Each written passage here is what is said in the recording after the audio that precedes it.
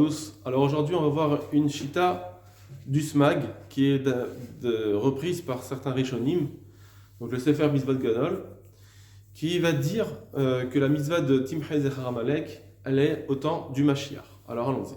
Kol mi sheba leyado ehad min hashiva amamim. Toute personne que vient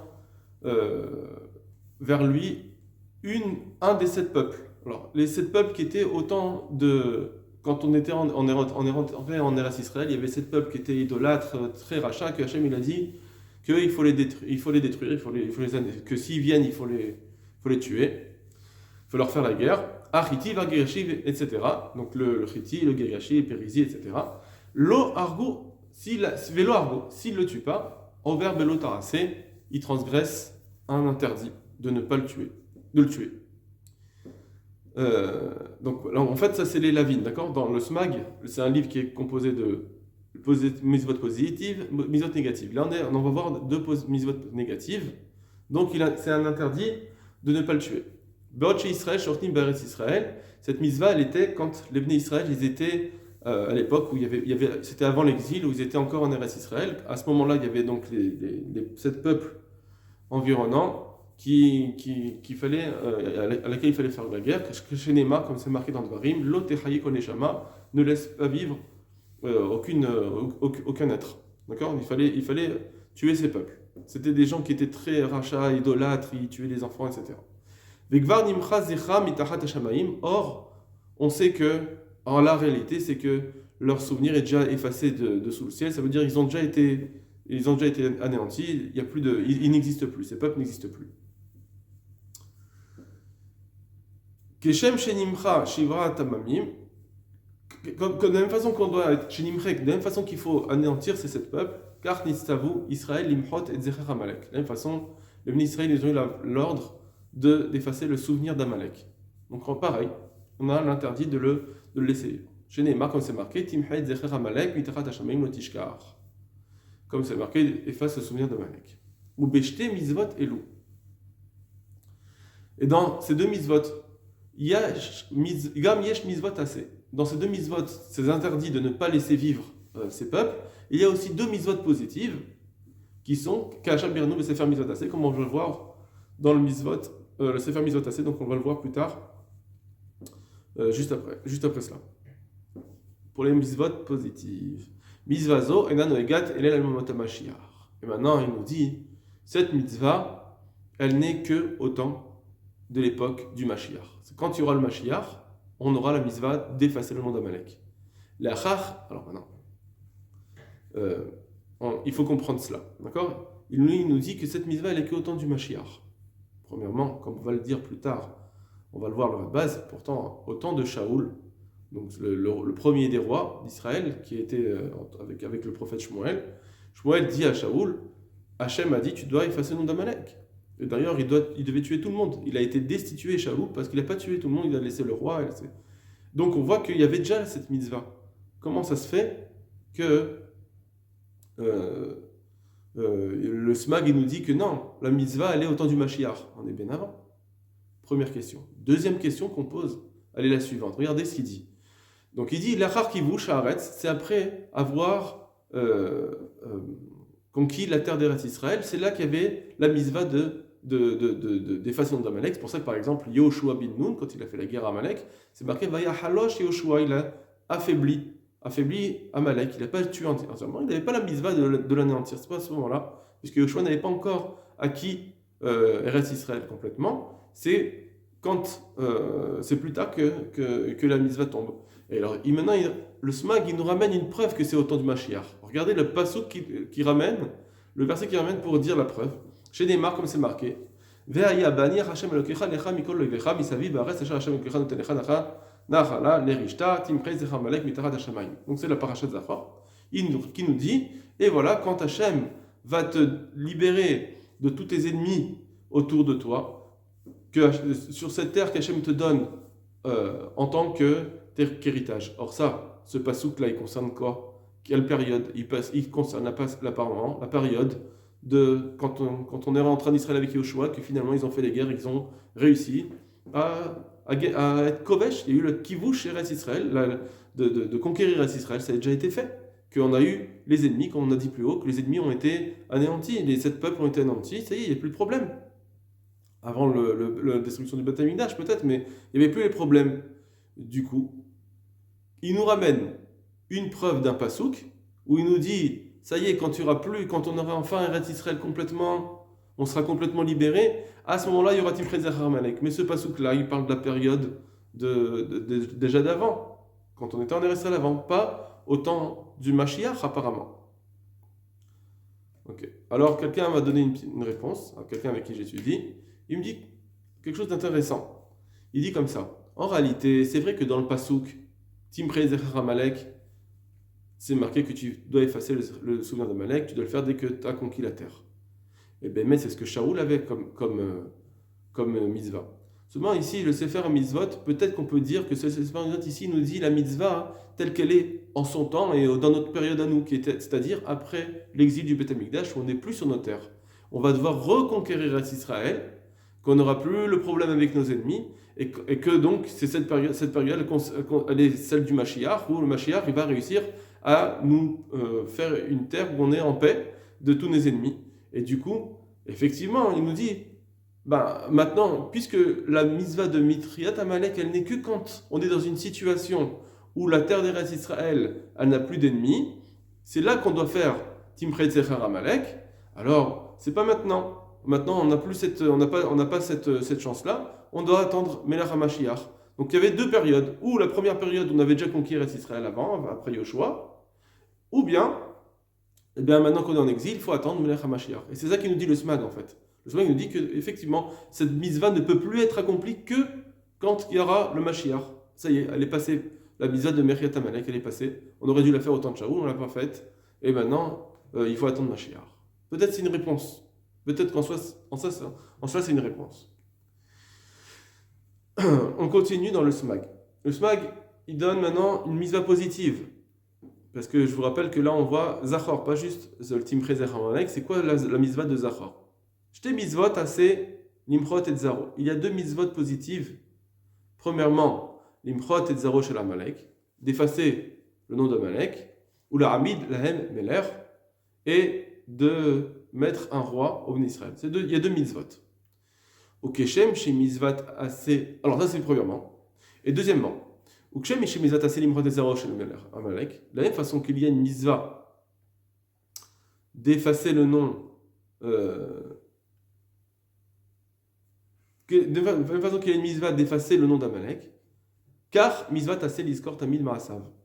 De la même façon, il y a aussi une mitzvah positive de mentionner ses mauvaises actions. D'accord? Donc, de la même façon qu'il y a la mitzvah de Timchet, d'effacer la descendance, donc de faire la guerre à Amalek, il y a la mitzvah de Zachor. Donc, c'est comme le Rambam. En réalité, donc, ce sont 2 mitzvot qui vont l'une avec l'autre. On se souvient des mauvaises actions d'Amalek pour pouvoir ensuite l'effacer. Donc, je reprends. L'iskor tamid ma'asa varaim, de toujours se mentionner les mauvaises actions. Varevato, comment il nous détestait. Baderer, comment il est venu nous en conflit dans le chemin. Les horaires et vato. On doit les mentionner afin de nous-mêmes éveiller en nous ce conflit qu'on a avec lui. Tamid, veivrato, shmura netzar, qu'on va garder cette haine contre Amalek à jamais. Chez Neymar, comme c'est marqué, Zachor Atachar Salmanay, Betania Megillah, etc. Zachor Bepeir le lève, Kishou Marotishka, Riketou, etc. Donc ça, on l'avait déjà vu, donc je ne reprends pas, c'est qu'on doit s'en souvenir dans le cœur et en même temps, on doit aussi le mentionner. Le Hagot Maïmeniot ramène ce smag, et donc il ramène aussi, pareil que la mitzvah, elle est que quand il y aura le Mashiach. Le Kiryat Sefer aussi, il dit que ce sera au temps du Mashiach. Après la Kharkivouch, après avoir conquéri Israël. Donc, c'est ce 2 autres. Donc, le Haggadah c'est qu'il y a un Rishon, qui a un Sefer, il y a un petit peu après. Il est au temps du Beth Yosef. Le Radbaz, qui est aussi au temps du Beth Yosef, lui, il dit comme ça. Il ramène ce smag, il dit comme ça. Vechen mitzvat aseh la bet zechar Amalek. Gamze mevoar bekatuv. Ça aussi, c'est écrit dans le pasuk qu'il faut effacer le souvenir d'Amalek. Veraïti. Or, j'ai vu quelqu'un. Veraïti Mishikatav, quelqu'un qui a écrit Shen mitzvah zo neget adimot hamashiach, que cette mitzvah ne peut être effective que jusqu'au Mashiach. Voilà. Donc ça c'est le smag. Il ramène ce smag et maintenant il va le contredire. Alors c'est bizarre. Ou Parashat Shmuel ve Shaoul, l'histoire avec Shmuel et Shaoul, où Shmuel dit en prophétie, Hachem t'a demandé d'effacer le nom d'Amalek complètement, et il l'a pas effacé complètement. Il a fait exprès de laisser vivre le roi de Amalek, Agag, et alors Hachem il l'a puni, il a destitué Shaoul. Donc cette histoire-là, Haviati Oufte, c'est une contradiction avec le smag. Ça vient contredire le smag, puisque comment tu peux dire que c'est autant du Mashiach? C'est vrai que l'explication du smag la plus simple, comme le Radbaz l'a compris, a compris le smag, pardon, donc il a compris le smag que c'est autant du Mashiach, c'est ça qu'il dit, la mitzvah n'est que autant du Mashiach à Harkivouch. Seulement, d'après ce qu'on a dit, avec la personne qui a ramené cette réponse-là, eh bien, que je vous ai dit tout à l'heure, que effectivement, la mitzvah de Michet Amalek, c'est à Kharkivouch, après avoir conquis Israël. Maintenant, il y a eu deux époques. Il y a eu l'époque où on est après Yoshua, on a conquis. On a essayé de faire avec Shaoul, mais ça n'a pas marché. Finalement, on est parti en exil plus tard, bien sûr, beaucoup plus tard, on est parti en exil. Donc, on n'a plus eu, à ce moment-là, on n'a plus l'Eretz Israël. Du coup, on ne peut plus faire cette mitzvah. Juste, il faut attendre le deuxième kivouch, c'est-à-dire reconquérir Eretz Israël quand il y aura le Mot HaMashiach. Aujourd'hui, qu'on est en Eretz Israël, c'est vrai qu'on a un gouvernement, etc. Mais malgré tout, il reste encore des ennemis. On n'a pas encore conquis, on n'a pas encore construit le Beth Amikdash. Il n'y a pas encore le Mashiach qui nous dit voilà, vous êtes en paix, tranquillement. Il n'y a plus de missiles qui vous visent. Maintenant, on va voir le Rambam qui est sur le Pirush HaMishnayot. Donc le Rambam, il a plusieurs écrits. Un Pirush, c'est sur les Mishnayot. Et là-bas, il a une Akdama, une introduction sur tout ce texte, tout ce livre, toute cette œuvre de l'explication de Mishnayot. Et dans cette Akdama, il parle de plein de choses qui est très intéressante d'ailleurs. Je vous invite à la lire. Elle est longue, mais très intéressante. Alors, le Rambam, il dit la chose suivante. Parmi plein de choses, au passage, il nous dit quel mitzvot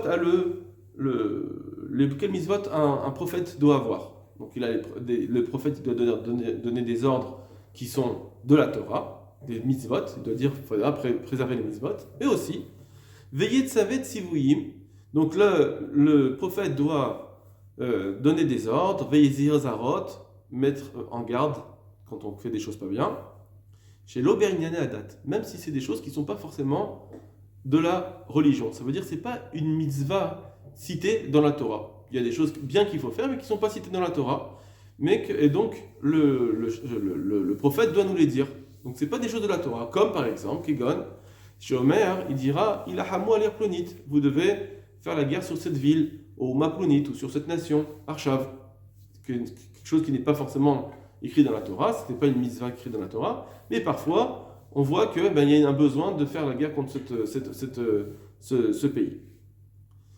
Kémo, comme par exemple, donc ça c'est des choses qui ne sont pas écrites dans la Torah. Kémo par exemple, chez Tziva, Shmuel et Shaoul il a Amalek Az. Comme lorsque Shmuel a dit à Shaoul de faire la guerre à Amalek. Il lui a dit tu dois faire la guerre à Amalek complètement. Or, donc ça veut dire que d'après le Rambam, il nous dit que ce n'est pas une mitzvah de la Torah. Zachor, Timpré, c'est des mitzvahs de la Torah. On vient toutes ces fois où même le Rambam lui-même nous dit que c'est une mitzvah de la Torah d'effacer le nom d'Amalek, de faire la guerre. Et là-bas, qu'est-ce qu'il est en train de nous dire? Le Rambam nous dit non. Là-bas, c'était spécifique, c'était une exception. C'est pas la mitzvah. La mitzvah, c'était pas à ce moment-là. Il n'avait pas la mitzvah de Timpré Zachor Amalek à ce moment-là. C'était une mitzvah exceptionnelle. Peut-être qu'il va dire le Rambam que la mitzvah vraiment de Timpré Zachor Amalek, elle a un autre temps. Et peut-être au temps du Mashiach, disons, bien qu'il n'a pas écrit, donc c'est un peu difficile, mais en tout cas, c'est pas à ce moment-là. Voilà. Donc on pourrait comprendre aussi que ce serait une nouvelle explication dans le Smag, que effectivement le Smag il a raison, que c'est la mitzvah au temps du Mashiach, et ce qu'il a dit le Radbaz, mais je comprends pas, avec Shaoul, on a bien vu qu'il fallait être Timpré Zachor Amalek, je comprends pas. Eh bien, alors là, on lui répondra, c'est pas grave. Puisque le Rambam nous dit que avec Shmuel et Shaoul, c'était une Ora'at Shah, c'était une exception, c'était pas vraiment la mitzvah de Timpré Zachor Amalek, c'était un ordre de ce temps. Bon. Mais de dire cela, ça représente un gros problème, puisque on ne comprend pas. D'après le Rambam, si on dit que c'est ça qui veut dire le Rambam, qu'il y a un temps du Mashiach, où ce sera la vraie mitzvah. Et Timre Zachar Amalek, qui est écrit dans la Torah, c'est au temps du Mashiach. Donc quand Shmuel, il a dit à Shaoul, tu feras la guerre à Amalek, il a dit là-bas, tu dois tuer tout le monde. Or ça, si tu tuais tout le monde à ce moment-là, donc il n'y aurait plus d'Amalek, il n'y aurait plus le peuple d'Amalek. Alors comment, en même temps, Kadesh Baruch Hu peut dire en prophétie, au temps de Shaoul, efface le nom d'Amalek, et en même temps, nous dire dans la Torah, Timre Zachar Amalek, au temps du Mashiach. Ça va se contredire. Si je l'ai contredit au temps de Shaoul, je ne pourrais plus le faire. Je ne pourrais plus faire la mitzvah, la vraie mitzvah de Timre Zachar Amalek qui sera au temps du Mashiach. Donc il y aurait un problème avec à comprendre ce Rambam de cette façon-là. D'accord ? Donc il faut essayer de développer un petit peu, si on peut, savoir ce que le Rambam nous a dit ici. Mais il ne développe pas plus que cela dans le Sefer HaMitzvot. C'est par rapport à ce qu'on a vu, par exemple, Agot Modmeniot qui a expliqué lui-même le Rambam. Il dit que la mitzvah que le Rambam cite, qu'il faut effacer le nom de Amalek, c'est au temps du Mashiach. Donc il l'a bien écrit, et donc il faut essayer de comprendre comment on peut en même temps dire à Shaoul de tuer tout le monde, sinon il va être destitué, et dire que la mitzvah elle est au temps du Mashiach. Voilà.